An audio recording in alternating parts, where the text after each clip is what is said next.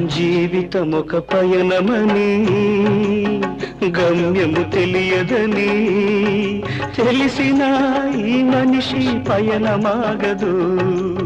జననం ధర్మమని మరణం కర్మమని తెలిసిన జనన మరణ చక్రమాగదు. మరణం తథ్యమని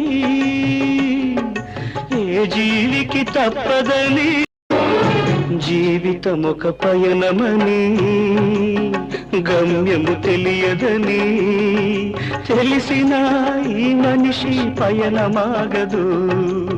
జననం ధర్మమని మరణం కర్మమని తెలిసిన జనన మరణ చక్రమాగదు.